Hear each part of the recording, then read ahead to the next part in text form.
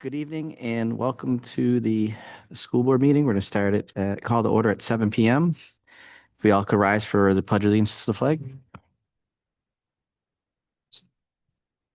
Allegiance To the flag of the United States of America, to the republic for which it stands, one nation, under God, indivisible, with liberty and justice for all.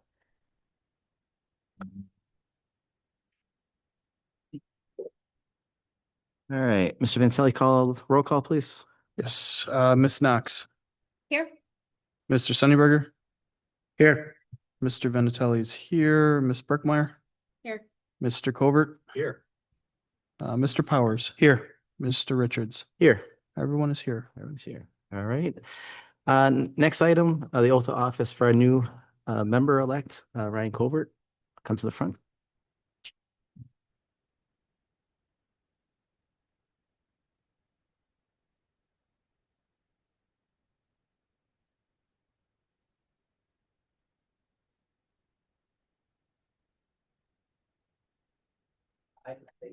I, Ryan Gilbert, solemnly swear to support the Constitution of the United States, solemnly swear to support the Constitution of the United States, and the Constitution of this state, and the Constitution of this state, and to faithfully discharge the duties of the office of trustee, and to faithfully execute the duties of the office of trustee in and for the school district of Anchor Bay, in and for the school district of Anchor Bay, state of Michigan, according to the best of my ability, according to the best of my ability.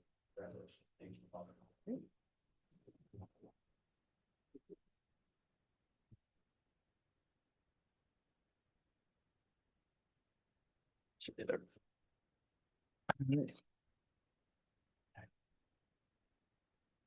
All right. Next up is our student board representative. I'm sorry. Thank you. All right. Next up, would anyone like to make a motion for the approval of the agenda? So moved. Support. Great. Motion by Mr. Ben Colorado. Discussion. Sorry. Any discussion on the agenda? Thank you. All right, motion, Miss Knox, Yes. Mr. Covert, Yes. Mr. Sunnyberger, Yes. Mr. Vinatelli is a yes, Miss Berkmeyer, Yes. Mr. Powers, Yes. Mr. Richards. Yes. All right, motion passes. All right. Next, the student board representative update by Madison. Thank you. Good evening, members of the Board of Education and Superintendent Jankowski. I have the following building updates to share with you this evening. All of the elementary fourth grade students took a trip to the high school for a band performance last week. The middle school band students visited the high school as well to work with high school band students to improve their technique. Both middle schools held a staff and student dodgeball tournament. At North, a 6th grade team won, and at South, an 8th grade team won. At Lighthouse, the No Sew Blanket Drive ends on February 27th. The class with the most donation will be getting donuts. The book fair is this week, and Student Council is planning a door decorating contest for classrooms for March's Reading Month. At Lottie, yesterday the 4th grade students held a musical concert. The students are adopting a zoo animal. Students are currently voting for what type of animal they would like to adopt. At Great Oaks, the Green Team hosted a Popcorn Day fundraiser with the proceeds going to help endangered animals. The Student Council is hosting a sucker sale at lunchtime to raise money for an end-of-the-year trip for Student Council and the Green Team. Student Council is also currently collecting baby items to be donated to Turning Point. At McCont's, there will be a school-wide popcorn day this Friday. Popcorn will be sold for $1 per bag. March's Reading Month is this year's theme will be the rodeo. By reading, students can earn tickets to a baseball game at UWM Field, formerly known as Jimmy John's Field. There will be a rodeo-themed school dance in March. At Ashley, the science fair and math game night was held last night. The Student Council is hosting a sucker sale to raise money for a school-wide event. The sale will continue until the supply of suckers is depleted. At Neldrit, February 11th was the annual Glow Stick Walkathon school-wide fundraiser. On February 12th, a raffle was held for themed prize baskets. Students who participated and raised the most money were entered into the raffle. An annual Smensel sale is coming. Smensels will be sold for $2 each. This year, students can also purchase a smelly jelly for $1. A smelly jelly is scented, twistable, and washable gel crayon coloring sticks. March's Reading Month theme will be Reach for the Gold, which is Olympic reading. At Middle School North, the Kids Heart Challenge is finishing up this week. The class who raises the most money will receive a special prize. Students from the high school came at lunchtime to demonstrate CPR, and the middle school students were provided an opportunity to try it out using dummies. Starbase's final visit is February 27th. On February 26th, JROTC is going to take over all the physical education classes. On February 6th, a rock, paper, scissors contest was held for staff, and Mrs. Traub won.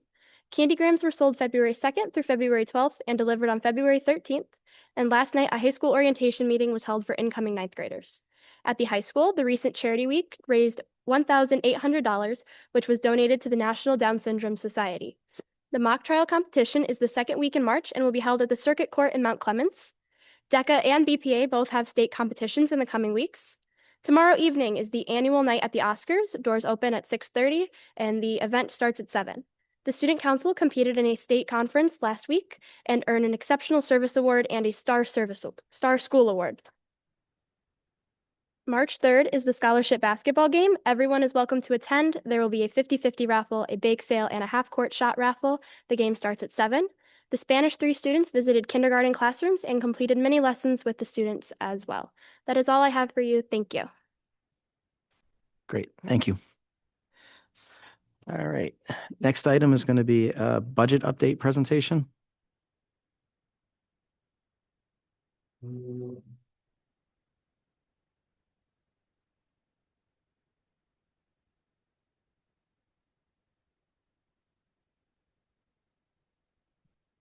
Good evening, board. So I'm going to just move this over so I can see everyone. This evening, we are presenting an amendment to our original budget. As most of you are keenly aware, we're required to pass a budget by June 30th for the following school year. We did that back in June of 2025.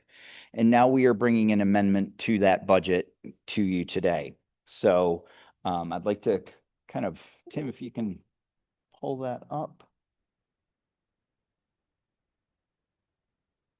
Just kind of walk you through what you're looking at here.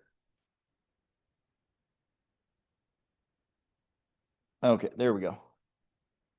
So I believe you have this as well in front of you, but in the first column is the the audited numbers from the prior school year. The next column is our original budget that we passed back in June of 2025. And in the third column that is highlighted in yellow, that is the proposed budget, and the proposed changes are in that final column, the variance. And so what I plan to do this evening is kind of proceed through all of the changes and talk to you a little bit about what precipitated those changes. If there are questions along the way, I'm happy to take those questions as we go, or you can save them to the end, your preference. All right. So we'll start at the top, and I'll focus mainly on that fourth column of the variances and kind of speak to what those variances, why those occurred, and what is the underlying reason for those changes. So you can see for our local, we initially budgeted about $8.4 million. We're now budgeting a little over $8.8 million. That's an increase of about $458,000. That increase is primarily due to two items. We had an increase in our local property taxes, which is the largest part of that. And we also got good news recently that we have been approved for the Discovery Summer Grant. So we are picking up a portion of that, anticipating that we'll receive some of that funding in June of this year. So that is the variance for that. The next line item is state sources. You can see there a fairly large increase of about $2.2 million. I know Phil's touched on this in the past. In prior years, a couple years ago, a lot of our categoricals came out by November, and we really had a pretty good idea of what we were going to get by November.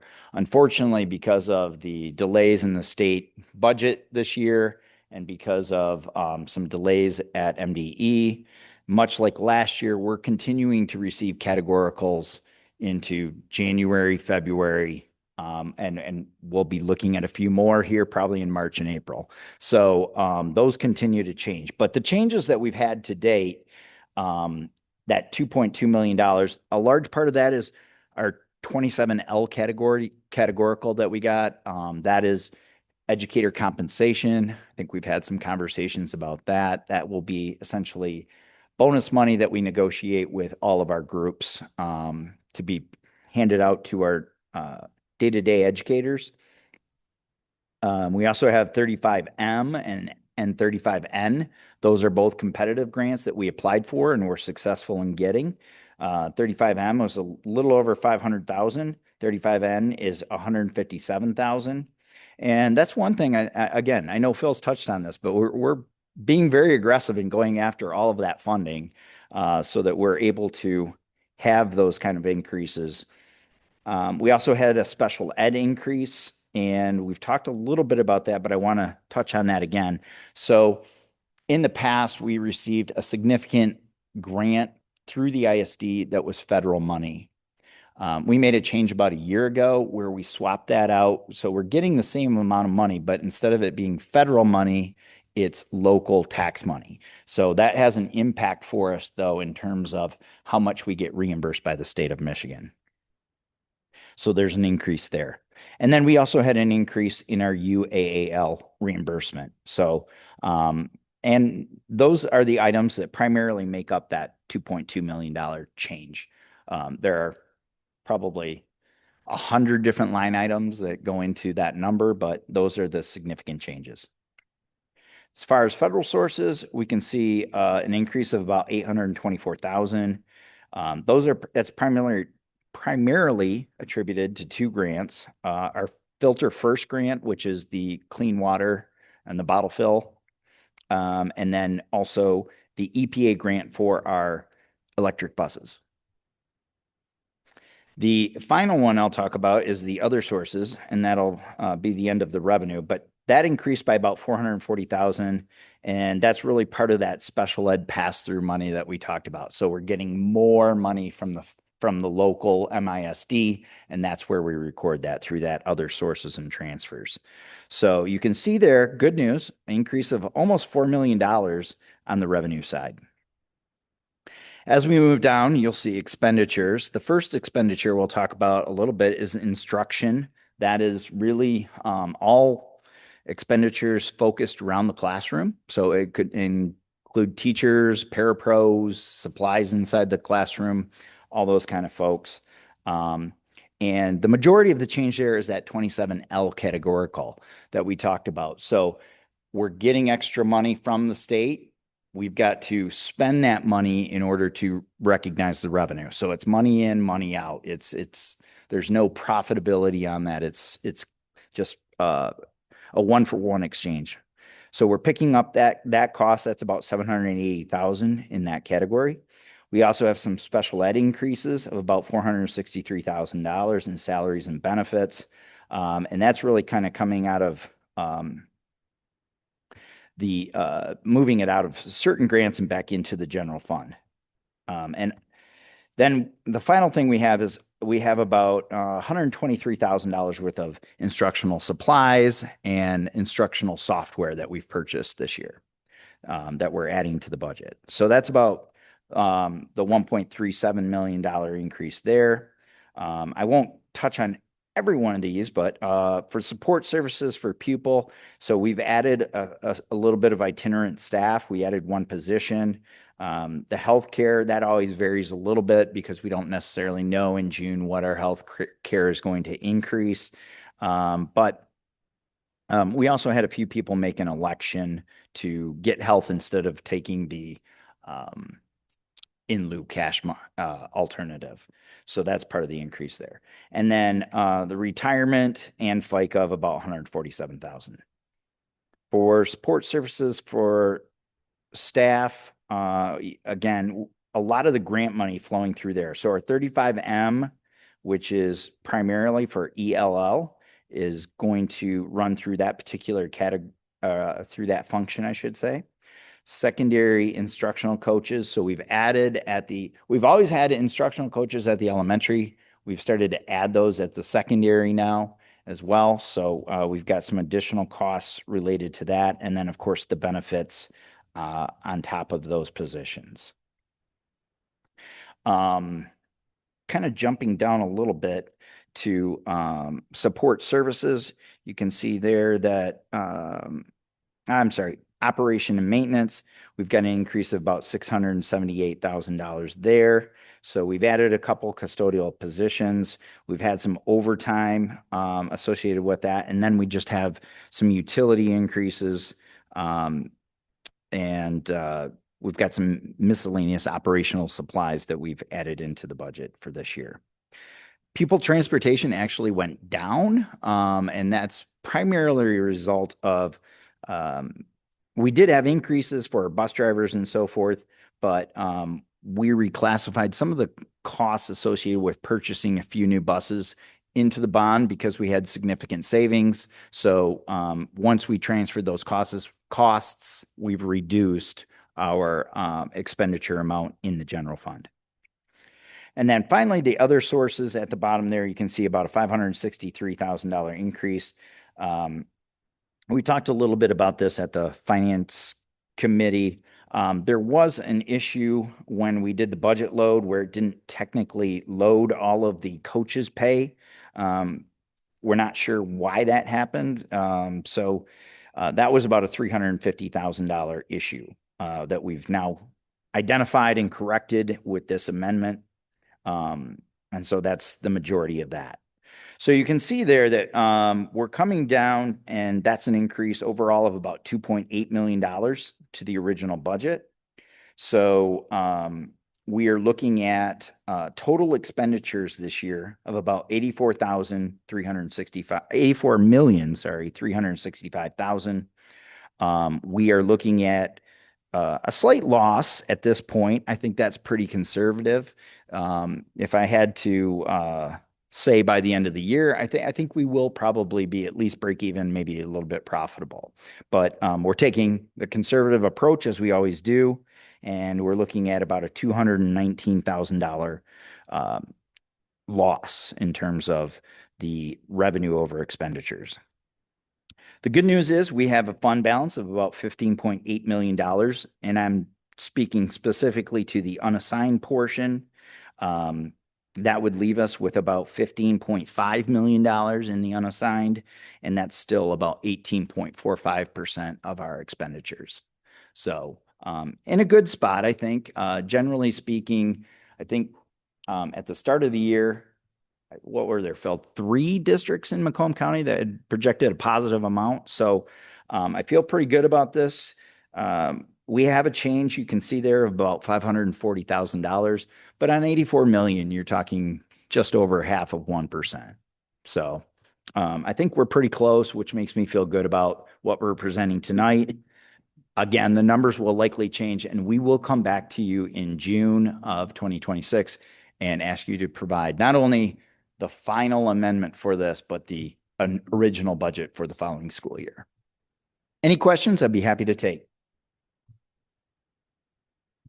Did I hear you correctly that we still don't know how all those salaries were omitted? We don't know how that happened? We don't.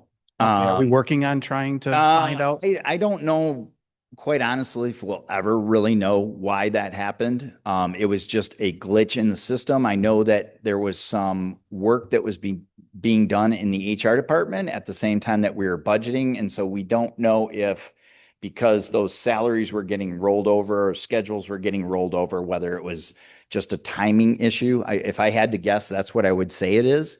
But I couldn't tell you with any level of certainty that's exactly what happened. Are we going to add some manual check in the process to Well, we always check that? Yeah. I mean, this is a relatively small group, so it was Yeah.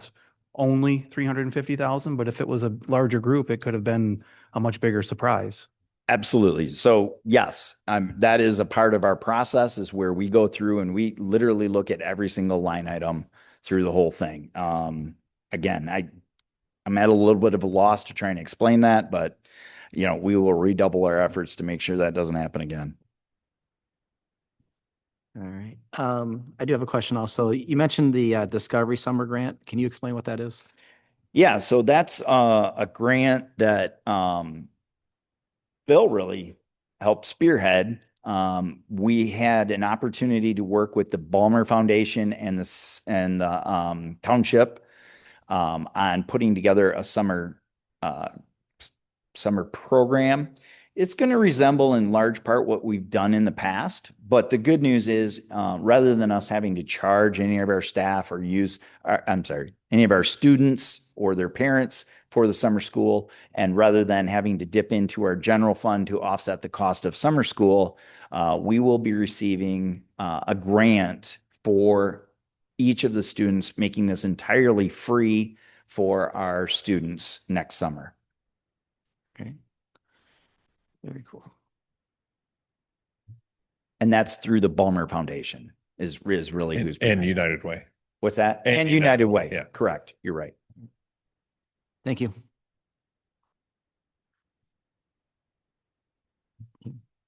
Any other questions? No? Okay, thanks, Todd. All right, the next item is going to be the superintendent update. Okay, Tim will pull up my presentation.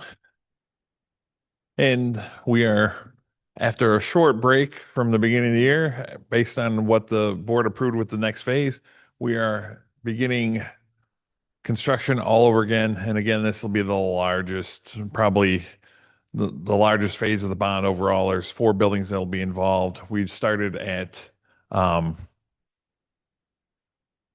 South. Next slide, please. So just so you can kind of have an idea, we kind of talked about it when the board approved it, but just so you have like a bird's eye view. Click one more time, Tim. So this area that's in red, this is what you'll see. Most of the pictures that you'll see of the demolition that's going on that just started. And this will end up being, we're consolidating the office areas and expanding it. So because we have at South just the demand for support services and ancillary staff and places for them to work. And also for security reasons, because click one more time, Tim. The current office is the purple rectangle there. And you can see as this is the pattern we're using with all of our buildings, where if we're trying to improve sight lines so that they can see and monitor. So you can see on this one, it's the office is set back. You can't see the entire parking lot. You definitely cannot see the north parking lot that's down by the old Shoreliner. So by moving to the red area, we can now consolidate our ancillary services. There'll be some special ed classrooms and our counseling in the main office into that area. And this will start kind of a domino effect of we'll move some things. So like the special ed classrooms are moving from one side of the hallway because when we redo the library and the media center, they'll be moved from there so we can expand that area and modernize it on par with what we've done at the high school. Click one more time. We are also taking on this green section. This is currently the counseling area. And those are all interior classrooms, but this will now begin as part of the whole process of developing more career feeder courses. There'll be a school store. There'll be some business classes that will feed those programs, as well as we're going to create some foreign language rooms that will be there. So next slide. So this is what it looks like from the main hallway now. You can see this is just north of the main office. You can see our school resource officer there, Mr. Wilson, down at the other end. He's standing outside the main office so that just to orient yourself in the building. So it's walled off. And then behind it, they've already made a huge progress on the demolition. Next slide. So this is what used to be just the hallway with the exit out. That will now become the new secure entrance. And then on the right where you see it's kind of the supports, and I'll have another picture of this next, that will be the counseling area. On the left side will be the main office area. So this is the main office area that will be opened up. And we're waiting on the steel right now. Once kind of the weather and everything goes and they can get that in, then we'll have larger windows. They'll now be able to see both parking lots through all the offices and have a much better like sight line and a better kind of secured entrance where they'll see them approaching the building. Next slide. This side will be the counseling area. And we're trying to preserve as much as we can. So that'll be divided up into separate offices. There'll be the office area at the front. These temporary structures are ultimately when the steel goes in, there's that canopy you might recall from the previous board meeting that'll kind of be over the entrance, just really signifying this is where the main office is and so on. Next slide. Now this will be an adjoining classroom. No, this is the office side. So this will be for the ancillary staff and so on. Next slide. This area will ultimately be for a special ed classroom, and they will have those there. So now those, instead of people being scattered around the building, those special ed classes will be close to the main office, and those people who provide those services will be right there. So they're not walking kids halfway across the building and so on to get through all of that. Next slide. Just another angle of the same classroom where that's at. Next slide. And then the next thing we're going to touch on, and we have, I'll have Corey and our partners from Centrix, is this will be later on for the board approval, is the energy bond. That's the other half of it. So remember when we talked about it, that we're going to try and cover some things that we knew we couldn't necessarily get in the bond originally, that we can kind of offset those through the energy bond that we have. So what we're looking at here is the first wave.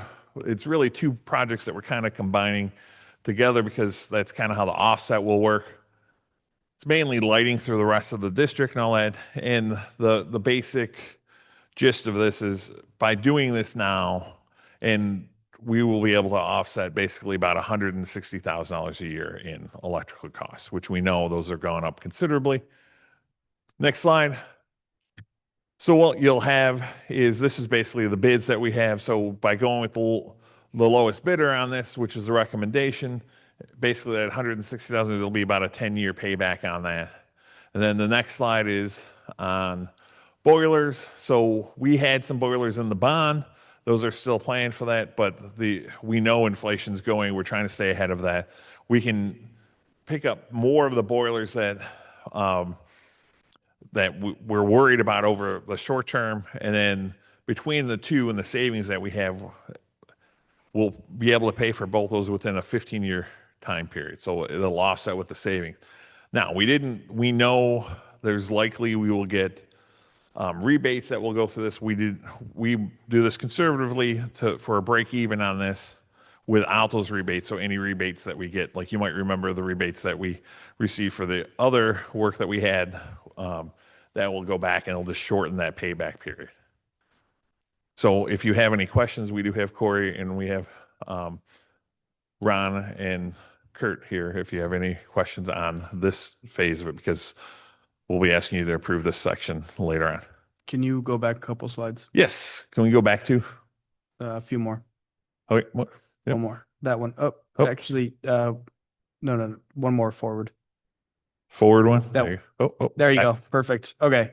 I see a lot of wires hanging from the ceiling. Are Yeah. those electrical lines? These are all mostly data cables and things like that. You can see the conduit on the walls that runs most of the. So what is that hanging off the ceiling then? Most of them are probably like speaker wires that are coming from like the classroom speakers that are in the ceilings or things like that. Our electrical does not run through the plenum, basically. Okay. That's what I was making sure. Any other questions? Okay, thank you. Is that the end of your update? Yes. Okay, I just have a question. Yes. So I don't know if you're aware, but last night at their board meeting, Chesterfield Township approved receiving 1.4 million through that Balmer Foundation Yeah. grant. I don't know if that had made its way to us yet. Based on what they discussed at their meeting, it sounds like there's going to be 3 sites that are used: Chesterfield Community Center, Great Oaks Elementary, Middle School North. It sounds like 75% of the students who go through this program are going to be in our buildings, and we're providing meal services, busing, staffing, training for the enrichment programs. All the costs associated with that are being 100% offset by the grant, Yes. correct? Yeah. Okay. I'm just curious, did anybody from Chesterfield Township approach us to let us know that they were doing this at the meeting and there was going to be a lot of celebration and pomp and circumstance about this program and telling the community about how amazing it is? Were we approached to participate in sort of the the publicity part of it at their meeting last night? No, we weren't aware they're going to make such a pomp and Okay, because I'm not gonna, I don't mean to sound petty, Yeah. but it's pretty frustrating. Like, I get it, they're the fiduciary, they're Yeah. actually getting the 1.4 million. Yeah. They play a very important role in that they're coordinating and organizing everything. They're taking the registrations, they're doing all the reporting, but like the real nuts and bolts of the program we're critical to that because they Mhm. can only handle 200 students. The rest of it, they Yeah. couldn't do without us. And it's not about taking credit, it's about just kind of being valued as what our role is and our partnership in this. And there was a lot of glad handing and back saying, you're amazing. No, you're amazing. Well, I may be amazing, but nobody's more amazing than you. Like it was being laid on pretty thick, and it's fine. Like it's an exciting thing, and, Yeah. and there should be enthusiasm about it. But I just feel like our role in this wasn't necessarily respectfully acknowledged, and that kind of annoys me. And I don't know. I'm sorry for hijacking your superintendent. Oh, no, that's, just, I mean, it's we've worked with them very closely in order to develop it. And the if we would not qualify it on our own, right. it would have to go through them as That's fiduciary. so amazing. Like if I'm a taxpayer in Chesterfield or if I'm a taxpayer in Anchor Bay Schools, Yeah. you know, I send taxes to my township, I send taxes to my school district, and then I see both of them coming together to collaborate on this Mhm. amazing summer program that's going to enrich our students for the summer. Like that's something that we should be out there together celebrating to showcase to our community. And I feel like we weren't really given the opportunity to stand side by side and Mm. showcase our role in that. And it's, I don't know, I don't like when we're disrespected like that. So that's all. I was just curious if they even Okay. reached out to let us know, but apparently they didn't. Yeah, well, basically, like anytime that we Yeah. work with them, it's always who's going first, who's going to have it approved, where is it going to be? And since they're the fiduciary, it's really them. Right. There isn't anything on our part of that. Not like you'll see with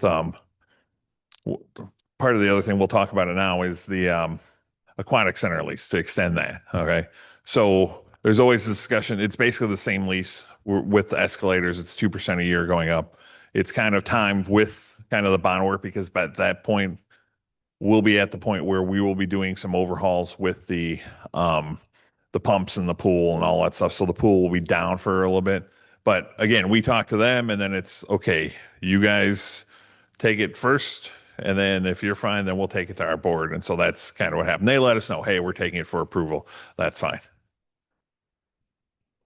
Okay, thank you. All righty. Thank you. Next item is hearing of the public. Surprisingly, I don't have any of the sold out crowd tonight, so I'm going to move on to the next item. The next item is going to be the consent agenda. Items on the consent agenda are of reoccurring nature and are voted on in a single item. Any board member may request an item be removed without a vote of the board, and it will be discussed and voted upon individually. The recommended action is that the Board of Education approve the consent agenda, minutes, and personnel report. Would anyone like to make a motion? I would like to remove the personnel report for just some questions first, but we can move forward with, I'll make a motion to approve the minutes, the finance report, and the bills payable. Okay. Okay, we have motion and a support. Is the motion to remove the item from? No, the item gets removed, but the motion is to approve the other three for, Right. we'll do the other separate. Motion by Ms. Berkner, who supported? Mr. Colbert. Colbert. All right. And discussion. No other discussion? All right. So on this, we're going to remove the personnel report. And we're going to vote on that individually? Yes. All right, okay, all right, so go ahead and call the roll. Ms. Berkmeyer, Yes. Mr. Covert, Yes. Mr. Sunnyberger, Yes. Mr. Vinatelli is a yes, Mr. Powers, Yes. Mr. Richards, Yes. Ms. Knox. Yes. Motion passes. All right. And now we're going to separate the personnel report. So my question with the personnel report is, I noticed we're hiring a new allotted bilingual supervisor. So I guess in none of the updates was I aware that this was something we were in need of, but so can you elaborate on that or? Yeah, this is part of when we talked about, there was a concern that the, actually Todd talked about it as well. This is, I forget, is it 35M, I believe, Title III federal funding. The concern was Title III federal funding was going to go away. Title III basically covers your English language services. And as I've been sharing, we were worried that it was going to go because typically the federal budget's approved a year in advance. So we knew we had a year before the next time it comes around. So we wanted to get out ahead of that because the other part of the federal requirement was we had to spin off we're in a consortium with the ISD, but that had to go away as well. So then the grant that we wrote for the state basically approves it's for this position and a tutor. And so this is totally out of that grant in order to do that. So it's a grant funded position based off of that. So when we do that, when this is funded by the grant, is there a time limit on that or is there? Yeah. So annual basically period? How does it work? so we have 2 years for the first round of funding, and then it'll qualify for up to 3 more years of funding. And then, so it's a grant funded position, and then you basically will apply for it again and see. If for some reason the grant disappears, Then the position the disappears? position would disappear, yes. So also, are we required to hire how many people report to this or will report to this individual? Right now it'll basically be 2 bilingual tutors, one that we currently have that we get through Title III funding, and then the other one that'll come out of the grant as well. So I guess is there a requirement like that it has to be this level, be a supervisor, or why would we not just hire more bilingual tutors or, people Yeah. that are directly working with the Yeah, kids? the way that the grant was written was basically they would supervise the program. We have to spin off away from, so right now under the current Title III consortium, which is being phased out, the ISD provides that supervisor. So now we have to do that, and we have to provide the supervisor, and we have to provide the services and kind of make that up. And then there's pros and cons to that. It's now that when we have a growing population of ELL students, and the other side of that is because we're now on our own, we can apply for more. Like there's title, it's not title, it's Section 41, which we can apply for those grants directly instead of having to go through the ISD. Typically, they did that. So now we can kind of qualify for that as well directly, because ultimately, within 5 years, if the federal guidelines remain the same, we have to spin off where we are providing services in grade bands. So it's K2, 3, 5, basic middle school, and then high school. So you have to have at least one person at each of those grade bands and a supervisor for that as part of it. But not for 5 years, till 5 years from now. Yeah. So the hope is if this grant goes along and we do that, and then we get the other one, so that'll cover the cost over the 5 years as we build up towards that.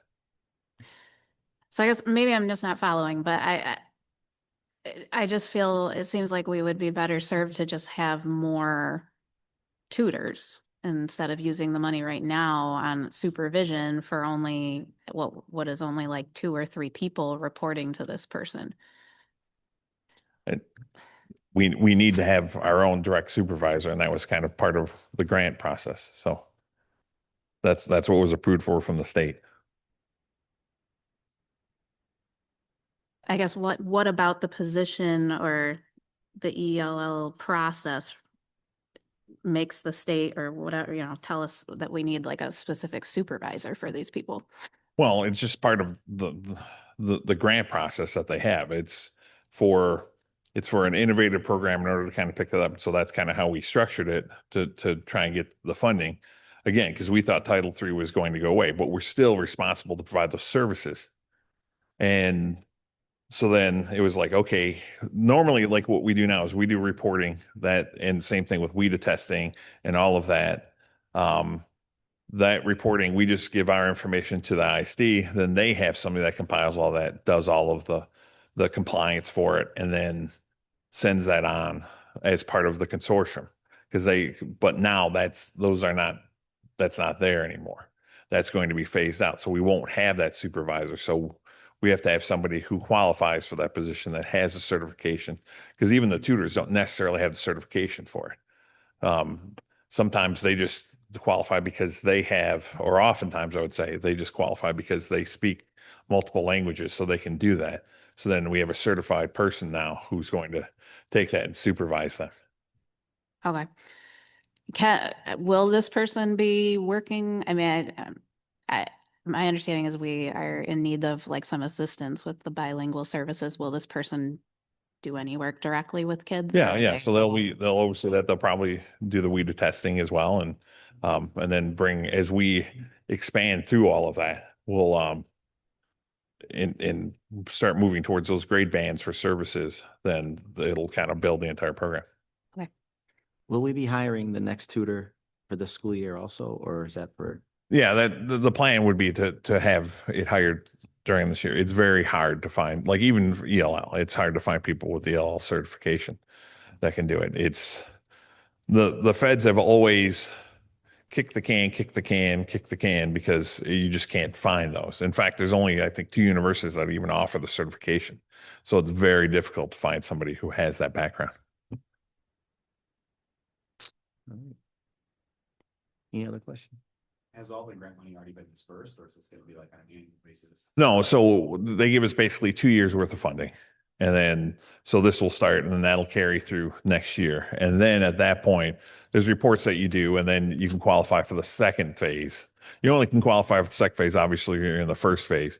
And I think it's roughly like 3 times the amount that we got for this that would carry through the next 3 years. All right.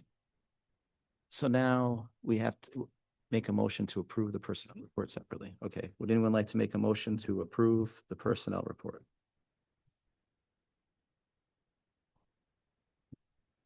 Second.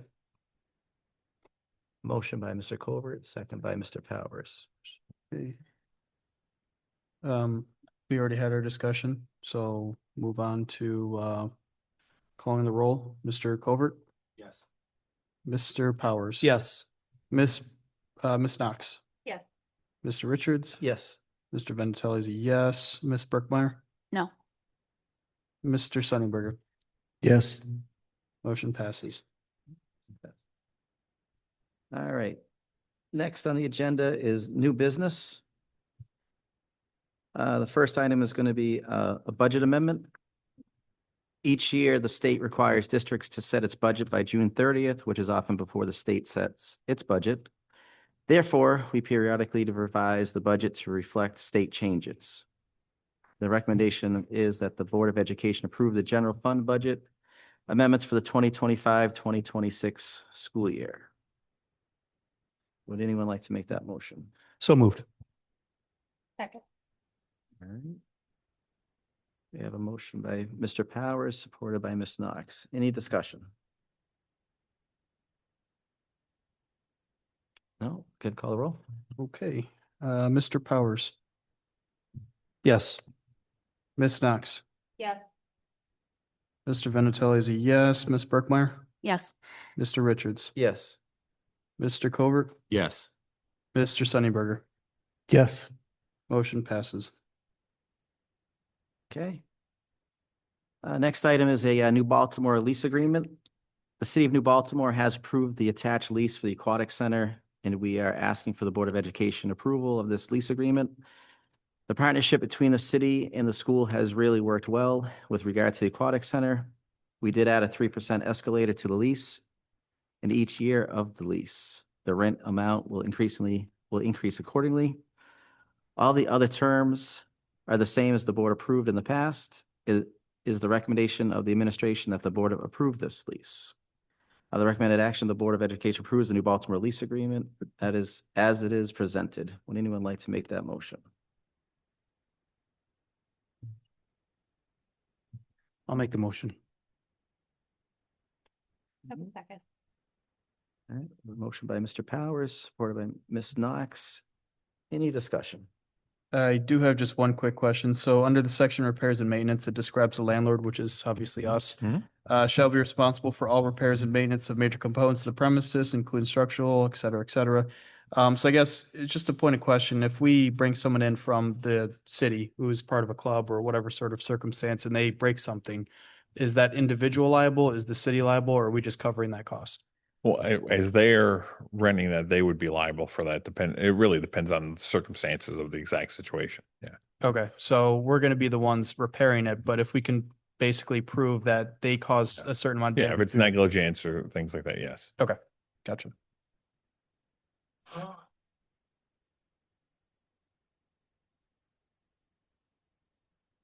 Any other discussion? No? Call the roll? Okay, Mr. Powers, Yes. Miss Knox, Yes. Miss Burkmeyer, Yes. Mr. Richards, Yes. Mr. Covert, Yes. Mr. Sunnyberger, Yes. Mr. Vinatelli is a yes, motion passes. All right. The next item is a group of field trips.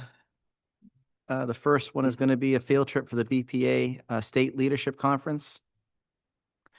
The high school BPA State Leadership Conference in Grand. Let me start over, I'm sorry. The high school BPA State Leadership Conference in Grand Rapids will be traveling with 17 students and 3 chaperones on March 12th through the 15th. The recommendation is that the Board of Education approve the BPA State Leadership Field Trip to Grand Rapids from the 12th through the 15th, taking 17 students with 3 chaperones. Would anyone like to make that motion? So moved. Support. All right. Motion by Ms. Knox, support by Mr. Covert. Any discussion? Just a point of curiosity, BPA stands for Business Professionals of America. What Yes. exactly are they gonna be up to in Grand Rapids? It's sort of that nobody here from DECA, but it's like DECA. So it's kind of business presentations and things like that. It's just a different organization that does that. Okay, gotcha. Are they competing, or is it just sort of like a informal? No, they are competing. So they go and it's leadership. So there's some leadership components as well, but they also will present for judges and things like that.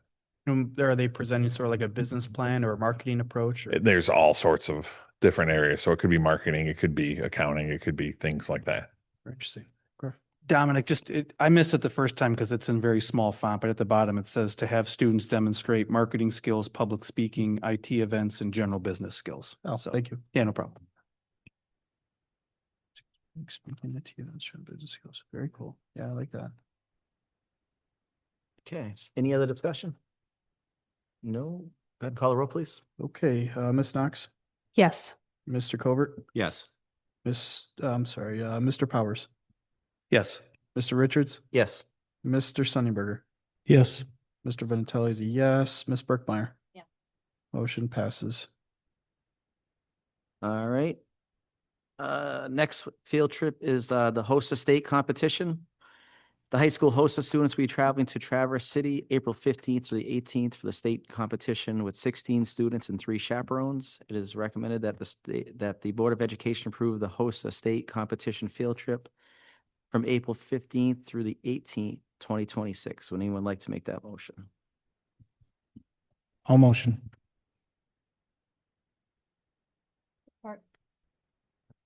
Motion by Mr. Sunnyberger, supported by Ms. Knox. Any discussion on the HOSA?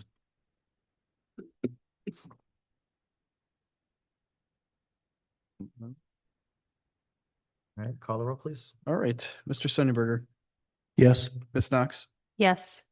Mr. Richards, Yes. Mr. Covert, Yes. Mr. Vinatelli is a yes, Miss Burkmeyer, Mr. Powers. Yes. Motion passes. All right, next field trip is the JROTC drill meet. Anchor Bay AFJROTC will be traveling to Fort Wayne, Indiana for the Clendenden. We'll try that one. Drill meet on March 6th to the 7th. They will be traveling with 10 students and 2 chaperones. It is recommended that the Board of Education approve the junior ROTC drill meet field trip March 6th to the 7th in Fort Wayne, Indiana. Would anyone like to make that motion? So moved. Support. All right, motion by Ms. Knox, supported by Mr. Covert. Any discussion? I just have one question. I don't recognize the staff member's name. Did I miss that? Yeah, he's new, right? New chair. Yeah, so yeah, it's our new second instructor, How do you say his name? Pacelli. That was it. All right. Any other questions? Discussion? All right, go ahead and call a roll. Okay, Ms. Knox, Yes. Mr. Covert, Yes. Mr. Richards, Yes. Mr. Powers, Yes. Ms. Brookmeyer, Yes. Mr. Vinatelli is a yes, Mr. Sunnyberger. Yes. Motion passes. Fantastic. All right, next field trip, the DECA State Competition. The Michigan DECA State Competition will be held at the Detroit Marriott on March 4th through the 7th, 2026, traveling with 6 chaperones and 60 students will be attending. The recommendation is that the Board of Education approve the DECA State Competition field trip, March 4th through the 7th, 2026 in Detroit. Would anyone like to make that motion? I'll make the motion.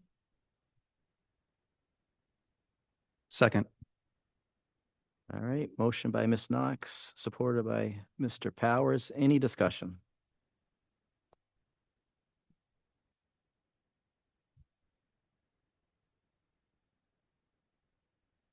Without hearing any, go ahead and call the roll. Hey, Ms. Knox, Yes. Mr. Powers, Yes. Ms. Brookmeyer, Yes. Mr. Vinatelli is a yes, Mr. Sunnyberger, Yes. Mr. Covert, Yes. and Mr. Richards. Yes. Motion passes. All right, surprising, another field trip. Field trip for the Ski and Snowboard Club. The Ski and Snowboard Club will travel to Shanty Creek. Shanty?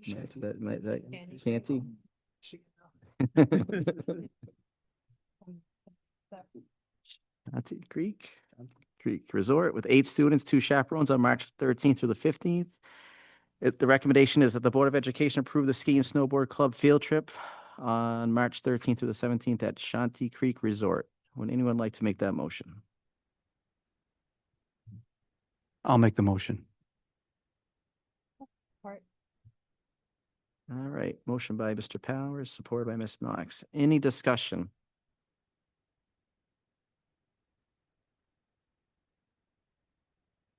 All right.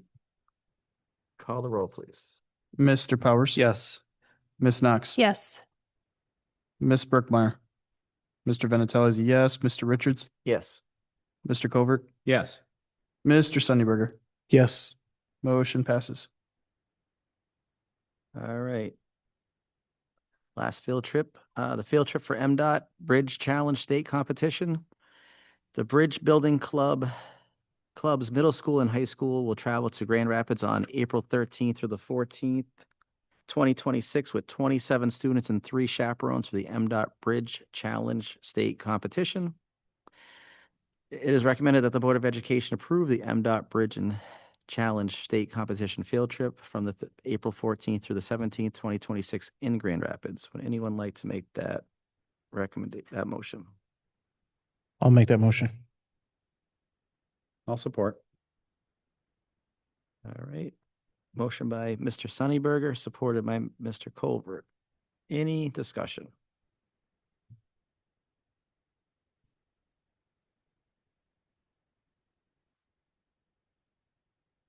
Without any, go ahead and call the roll, please. Okay, Mr. Sunnyberger, Yes. Mr. Covert, Yes. Mr. Vinatelli is a yes, Mr. Richards, Yes. Ms. Knox. Yes. Mr. Powers, Yes. Ms. Brookmeyer. Motion passes. All right. On to the next item, the award recommendations. The first award recommendation is for Energy Savings Performance Contract, district-wide lighting improvement. The Anchor Bay School District has accepted bids for the district-wide lighting improvements. We are recommending voluntary alternate 2, which includes alternate manufacturer, which has met our bid specification. Alternate number 2 also includes dimming controls for classrooms, gyms, and cafeterias. It is expected that the district will save approximately $158,000 annually, providing an anticipated 10-year payback on this project. We are recommending CI Engineering Solutions in the amount of $1,337,274,000. The Centrix fee for this project is $280,827.54. Owner held contingency is 5% at $66,863,070. It is recommended that the Board of Education approve the total district-wide lighting improvements for $1,684,965,024. Would anyone like to make that motion?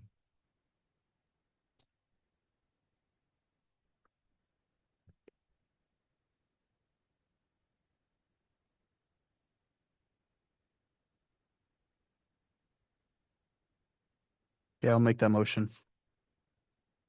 I'll support. All right, motion by Mr. Vinatieri, supported by Mr. Covert. Any discussion? Just a quick point of clarification. The owner held contingency of 5% is $66,863.70. So it was 1,000. Just want to make sure I got that on the record. But yeah, so this is a cost savings initiative. Is that correct? Okay. And something we've been kind of planning over the long haul to sort of help make costs more sustainable for the district over the long term. Yes, absolutely. And yeah, basically, if you recall, we are part of that consortium where we are actually locked in for the first, it was 15 years of the for our electrical rates.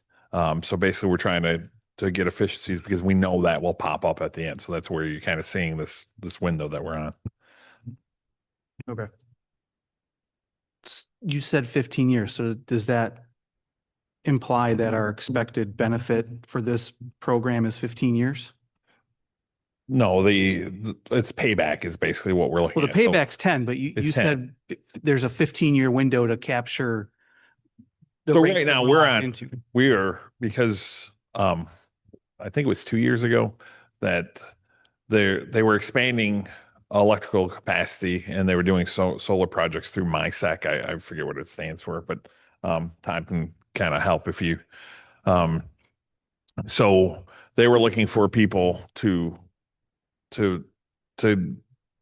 sign up to get electrical service through this project that they were expanding. And so we sign on, a lot of districts sign on 5%, 10%. We said, well, if we can get 100% and be locked in at that rate, 15 cents per kilowatt hour, I believe it is, for 15 years.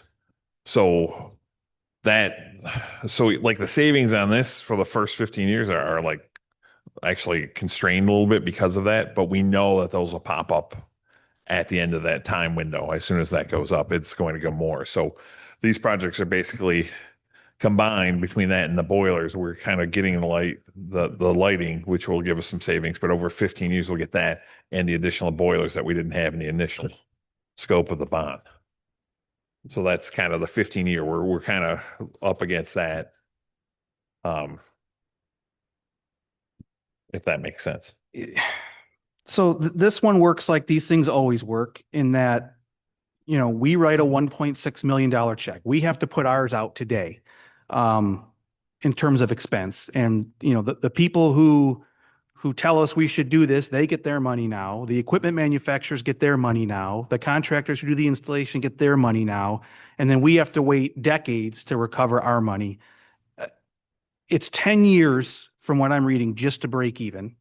How many years beyond the 10 are we expected to get the efficiencies from this equipment and continue getting a $158,000 expected savings beyond the 10 years? Because 10 years just breaks us even. Like Brian, so- maybe I can try and address that for you. Yeah. So these lights that we're putting in and talking about this evening, the expected life on those are 25 years.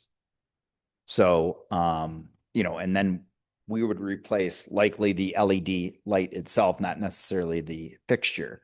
So, this is really, I think the point Phil's trying to make is we're not going, for the next 15 years, we're not going to see quite as much savings as we will likely see in the last 10 years of the life of the lights that we're proposing here.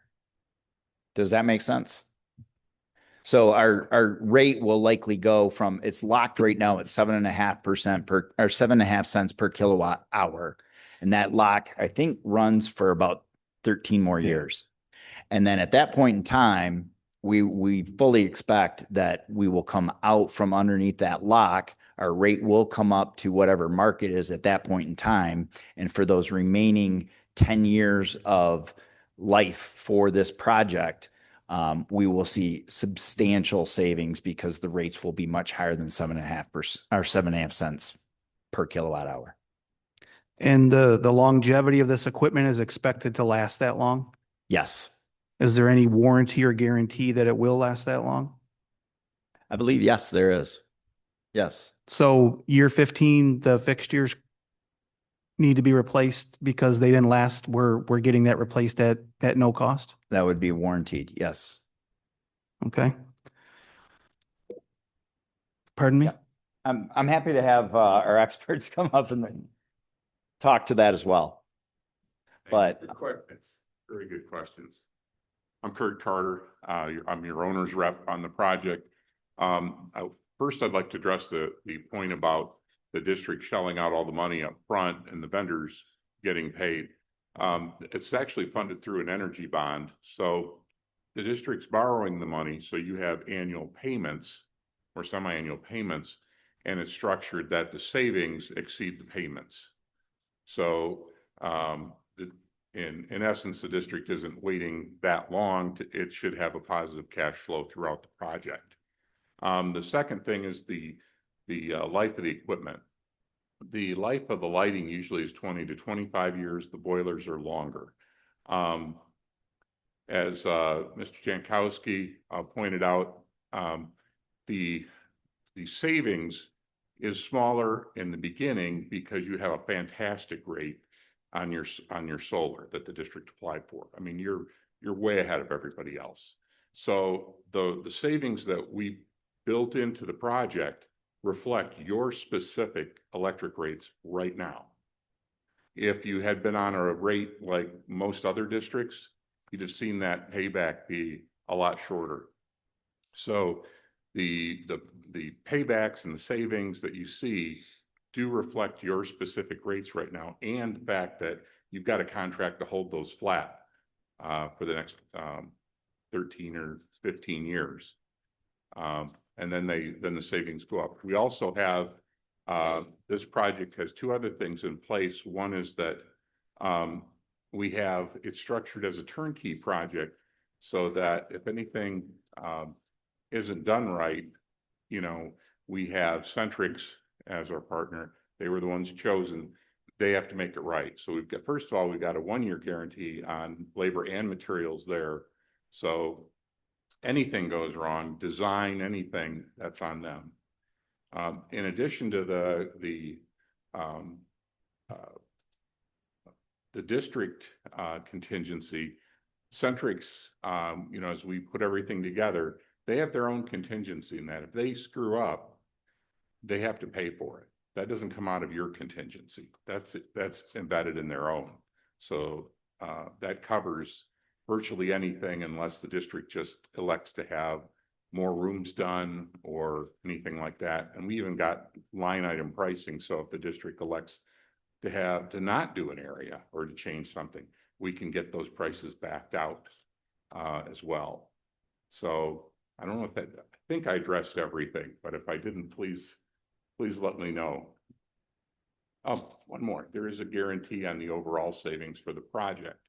So we put together, in fact, we were working diligently, and I expect to have the rest of the contract agreement back to the district probably tomorrow. We're waiting. That was supposed to come from Centrix tonight. But where we look over and make sure with your legal staff as well that the guarantee matches all the savings that are in there. And then the measurement and verification techniques are also appropriate for each of the savings guarantees. So at the end of the day, all the savings go into a pot, and the measurement verification, various techniques, depending on the building and what we're measuring, that all goes into the contract. And if the savings aren't there, then Centrix cuts a check back to the district for the shortfall.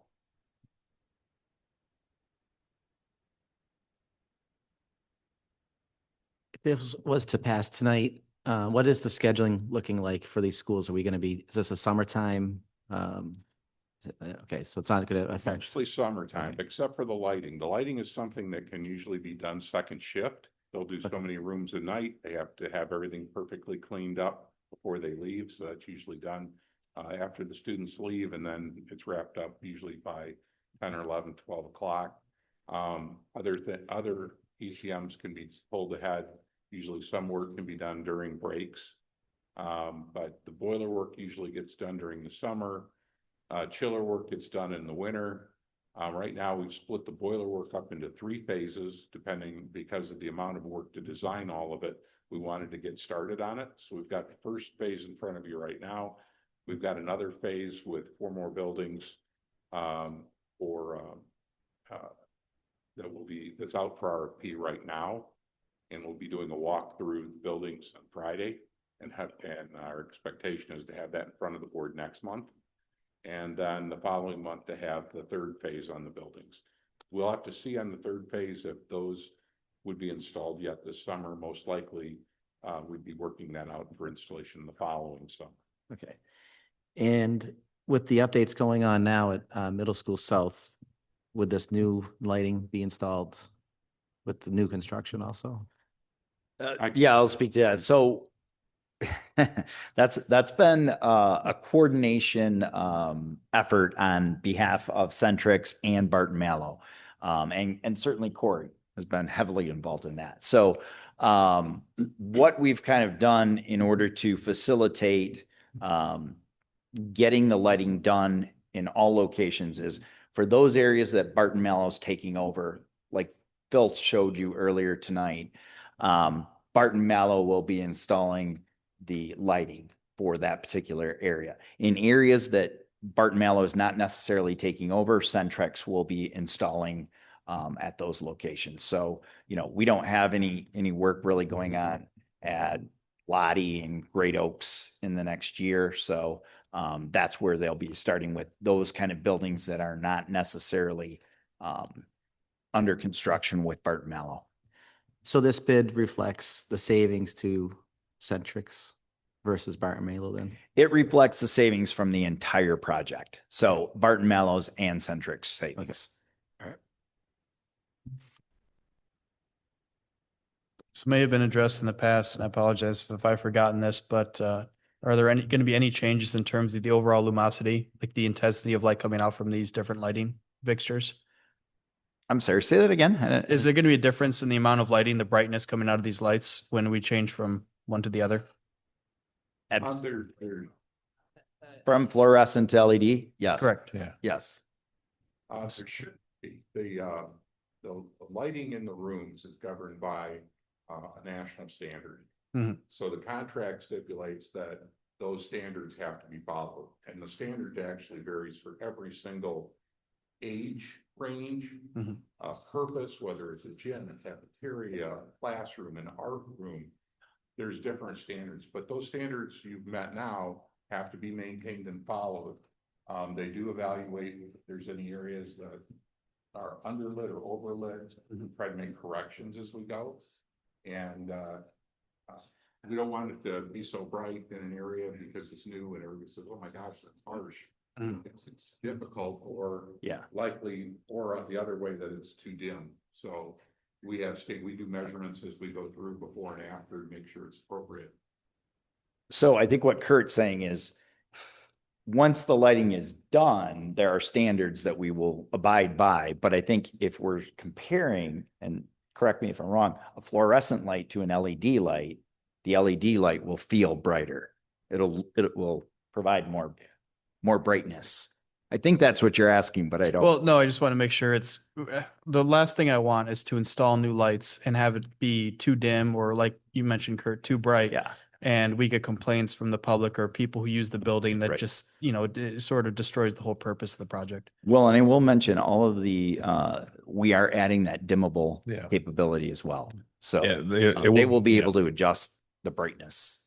That's just overwhelming response when we started doing the construction is people like the dimmable lights. So we did, you can see the alternate, we did add in the dimmer just because all the staff members, they want to have dimmable lights.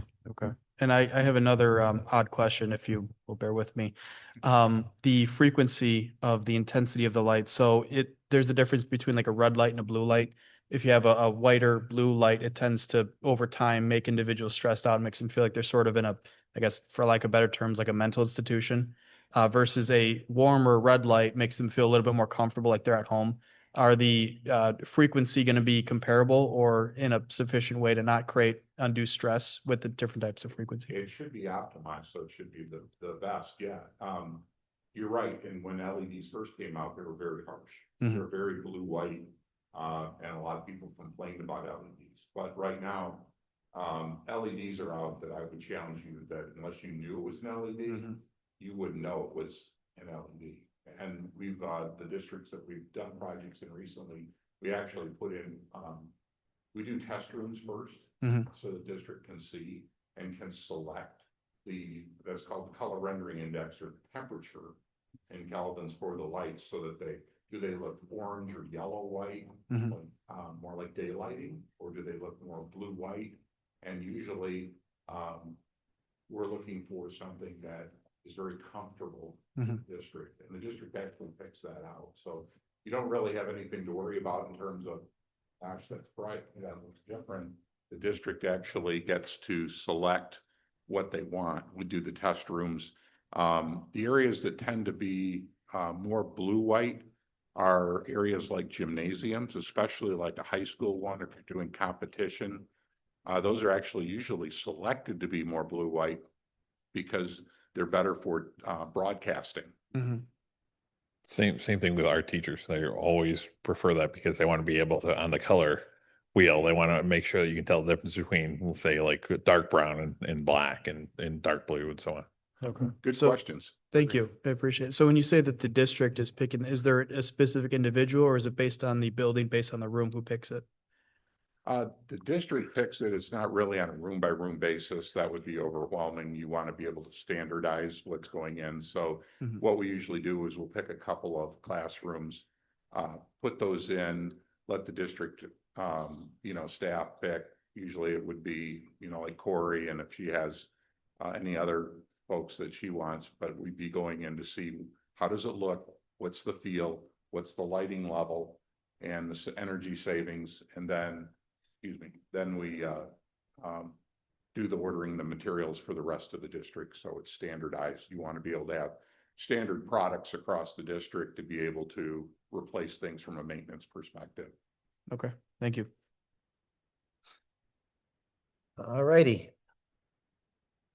Absolutely. And I guess this would just be directed to administration, and forgive me if it's my inexperience Yeah, on how things are done here. But so my first question, I guess, would be, have you had conversations with any other districts that have used this provider before about their experience as part of the vetting and recommendation process? What, with the lights themselves or with the whole energy bond With this, process? this provider and. Yeah, so we did, when we approved them, we basically we vet them through other districts that have used them and so on. And then that's how they get approved. So the board approved them as kind of the provider. And then then they approved the energy bond. And then now it's, as we go through, we're trying to find offsets where we can do the payback. And then so we're bringing each kind of projects together kind of on that scale in order to do that. So yes, we've done that before. And have you guys has the board seen the contractual language as part of what we're signing up for? Is that something that happens after the award, or have you guys already? That was in the previous one to agree with them, but Okay. now what'll happen is you approve this project, then we go through and we basically, we put out an RFP, and then as part of the RFP process, they have to just match what's in those details. Got it. Ryan, just to kind of clarify on that, I'm an so industry. Centrix is our partner. They are the ones who will work directly with all of the other providers. Okay. Our contract is just with them. Okay. Okay. Thank you. Ready. Any more discussion on lighting or contracts? No? Call the roll, please. I believe a motion by Mr. Vinatieri and supported by Mr. Covert. Yes, Mr. Vinatelli is a yes. Mr. Covert? Yes. Okay, Mr. Richards, Yes. Ms. Knox, Yes. Mr. Sunnyberger, Yes. Mr. Powers, No. Ms. Berkmeyer. Motion passes. All right. Next item is going to be award recommendation for boiler and HW pumps phase one. Anchor Bay School District has received bids for phase one of our boiler and hot water pump project. Phase one includes Great Oaks, McCants, and McDonald. It is the intention to have the projects completed by September of 2026. It is the recommendation to award phase one boiler and hot water pumps to Goyette Mechanical in the amount of $656,930. Centrix fees for this project total $139,715.95. Total for phase one boiler and hot water pumps is $796,645.60. I'm guessing on that one. It is recommended that the Board of Education approve the phase one boiler and hot water pumps in the amount of $796,645, and I would, when I stand corrected, it's actually 65 cents. Would anyone like to make that motion? So moved. All right, we have a motion by Mr. Power, supported by Ms. Knox. Any discussion? Yeah, I just want to add, we talked about this at our building meeting back in January, and because Great Oaks, McCants, and McDonald are essentially the same building, just in 3 different locations, it kind of made sense to group these together because, the contractors are essentially, doing one scope of work 3 times instead of coming up with 3 different scopes of work. So there's some economies of scale in doing it all at the same time. And that's why there's some cost savings on what we budgeted versus how much this actually costs. So just in case anybody wondered why we would do all 3 at the same time, that was the primary driver. I did have a question, and we've talked about this before, but I'm wondering if you could shed some light on it. It's probably best for Corey in this case. Goyette is significantly lower than the other 2. Is there a reason why? Yep. So the reason is the type of material that they're using. So in the RFP, it was not specified whether they needed to use a welded installation or a Victaulic, right? Am I saying it right? Victaulic. So we had Goyette bid on a Victaulic system, which saves on labor as well as material. Mechanical Systems did not. So that was the major price savings between the 2. What is a Victaulic system? So it's a tongue and groove system. Okay. So they're not welding. Okay. They're not welding material. All right. Thank you. And we have those systems in many of our buildings now. So Have we ever used Goyette Mechanical before? we have not. There are other districts that have that we've reached out to, and they come back with very good references. So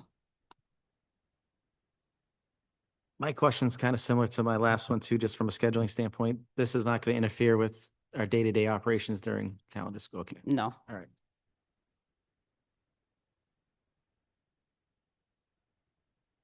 Any other discussion?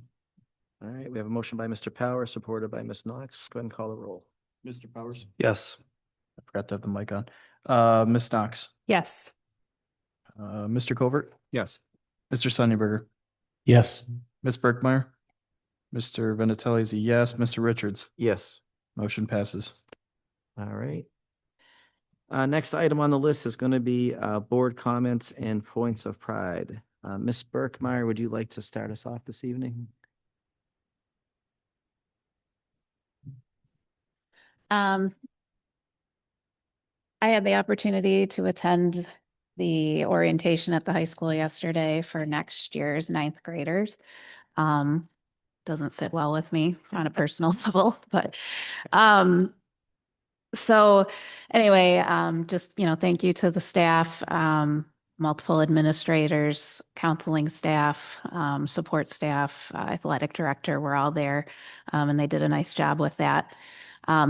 it did bring up some questions or concerns from some parents and myself, just in, I just think as a district, and this is not reflective on the staff that put on last night's event or anything specific towards them. I just think as a district, we need to do a better job in planning. For example, what one parent who was sitting by me was telling me that, they were going over the Honors Academy for the high school. And if you're not familiar, you have to take a certain selection of honors and AP courses to be able to graduate with like an honors indication on your diploma and such. And it's quite a few courses. It's pretty rigorous. You can't miss any of those courses. So for example, the way it's set up, you have to take in 9th grade honors geometry. What a parent sitting by me told me was nobody indicated to us when our children were in 7th grade going into 8th grade that you needed to take algebra to then be able to take honors geometry in 9th grade. So all these students, I mean, I don't want to say all, they may not, I don't know how many they would apply to, but they're automatically out. So they can't even, there is a difficult way that they can self-correct this by doubling up 2 math courses in 10th grade. How many students are really up for that? So I think it would be good for us to maybe figure out a way to rectify that, or we just have to be better with our planning or communication. And like I said, I am not faulting the high school folks. I mean, certainly they weren't in charge of telling 7th graders what to take, 2 years in advance, but it's just something that stuck out to me that we need to communicate amongst ourselves better. But that said, and kind of looking at that Honors Academy, something else that really kind of stuck out to me was we've done a lot of work, particularly with the CTE programs, and trying to like customize, for lack of another generalization, but allow students to customize their education a little bit more to what interests them, or where their plans might take them after high school. And in looking at this Honors Academy, it kind of is like the opposite of that to me. And maybe something that we ought to think about as a district, or, as a building. Certainly there's students that maybe all of those courses, if you're not familiar, I mean, it's 4 years of math, science, social studies, language arts, at the top, all AP honors courses. But to me, like I don't want to single out my own kid, but just in thinking of a personal example, like I'll just put it out there. Like my daughter is looking at like a healthcare field. She doesn't listen to her mom. And I said, why would you want to do this and take all these courses? Like you're going to end up having to take AP calculus. As someone who also took like 3 years of calculus in college for no real reason other than I changed my major, it didn't do anything for me, like, so if that this is the route you want to go, like we're kind of telling kids like, well, to do the Honors Academy, you need to take X, Y, and Z and do all these things. But if they know they want to go into healthcare, beyond a level of algebra, they don't need calculus. Now to get into college, certainly it doesn't look bad if you can do it well. But I guess I feel like we've done so much work in trying to customize things, and that maybe we need to look at customizing the Honors Academy into saying, here's all our honors and AP offerings.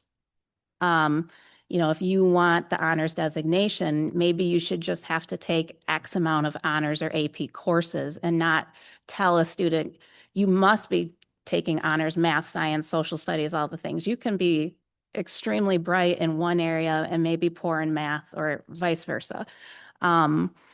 And so I just think as we're trying to encourage more students to like challenge themselves in areas that interest them, that would be a better way than to just kind of pigeonhole the honors courses into all or nothing. Because personally, I looked at it even for my own kids, like it's a lot And I, you know, as a parent, I also want you to enjoy high school. And it's like, so, you know, you're only a kid once. So I would like us to look at doing something like that to maybe alter the program in that way. And even if you want to say, you know, like I said, X number of honors or AP credits among 4 years, or maybe you say, you know, and those have to be amongst, I don't know, 2 subject areas at least. You know, you can't just focus on one if you want the honors designation. I don't know. There's ways to work at it, but it's just something I feel like we are, as a district, we do a good job with CTE and things of trying to really help kids along where they want to go. And this kind of looked like the opposite to me, in a sense. Certainly there's kids that can handle it and can do it and will do great, and they still can, you know. And the other piece was, it kind of reminded me, you know, even 4-year universities are sort of hopefully being pressured in the coming years to get away from forcing students to take courses that aren't relevant to them. And that's what it feels like we're doing in this. So it's just something I wanted to put out there. I don't know if we can look at or consider, but and then same, you know, with the algebra option or situation, I should say, you know, not just for the current students, but you consider a school of choice student that comes into our district in 9th grade. If they didn't take algebra in 8th grade, they're automatically out. You know, like, so we're just kind of pigeonholing a lot of kids right out the gate, which is, you know, certainly frustrating for some people. So those are just my thoughts, but overall, you know, it was a very nice event.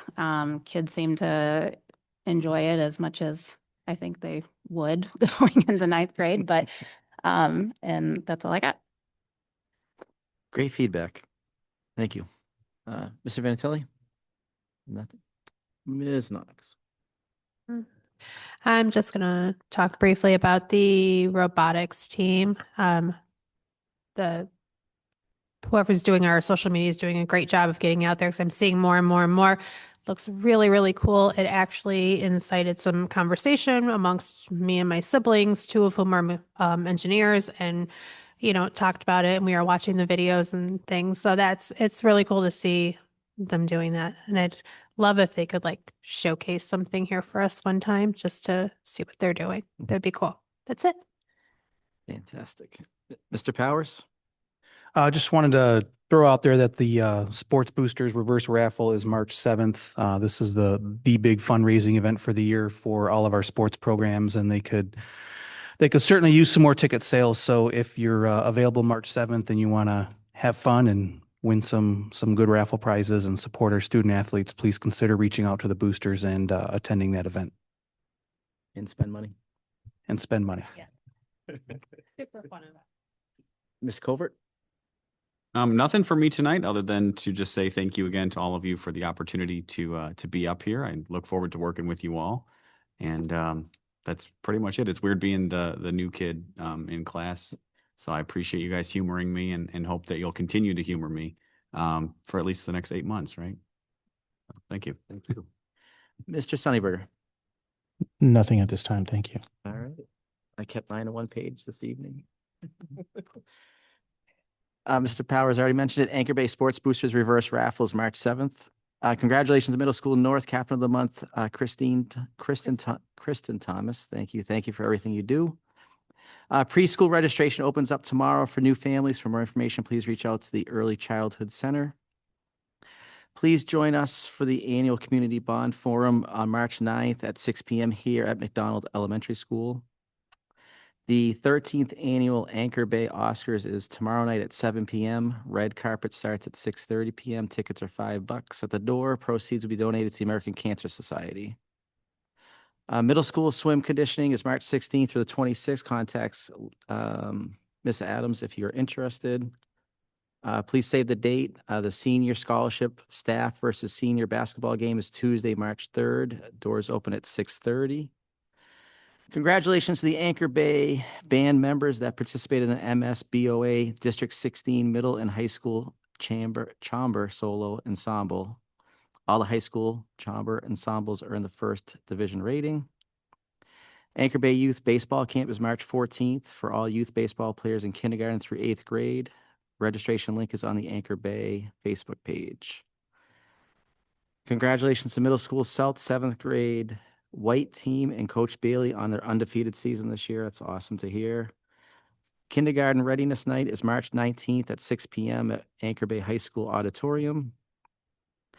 Congratulations to the high school varsity girls basketball team as the MAC White Champions. This is the second year in a row that they've won that title. Congratulations once again. The Career Pathways Open House and Skill Trades Fair is April 13th from 6 to 7:30 p.m. at the high school. The Anchor Bay Youth Clinic is Saturday, March 31st at the Anchor Bay Sportsplex. If you're interested, please reach out to Coach Downey. My points of pride tonight my points of pride for the month is congratulations to Julia Tokars. Takash, thank you. Sorry, I didn't write it down. Julia T, as it is on social media, on breaking the school record for career points.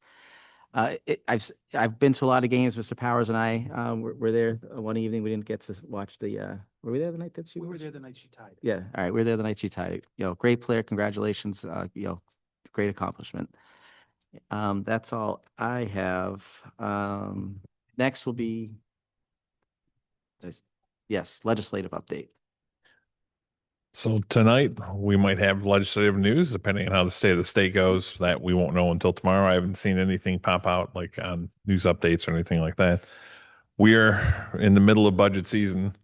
So the expectation is whatever comes out from the state tonight, then next week, the House should release their budget. Again, if it's a normal year. Last year, that didn't happen, remember?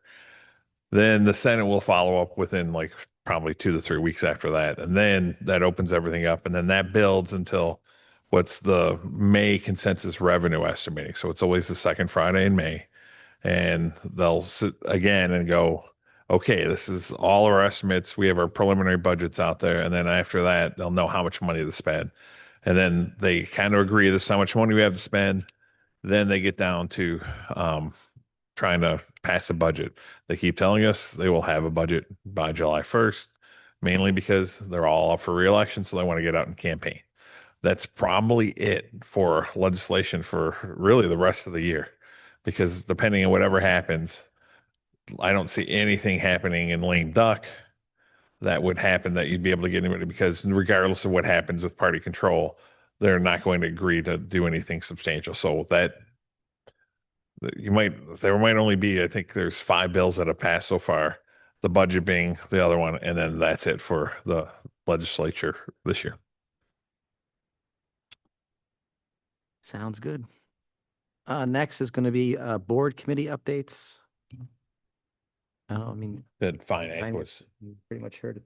No, we obviously a big part of our finance meeting was the budget amendment tonight. We talked a little bit about the 27L funding and how we're going to handle that. So that'll be coming before the board in the coming months once we reach an agreement with the employee groups on how we're going to handle that. But yeah, that's about all we did on finance. All right. Ready for adjournment? Motion to adjourn. Motion to adjourn. Everyone say aye. Aye. All right. Thank you very much. I think we have to do a roll call vote for adjournment. Yeah.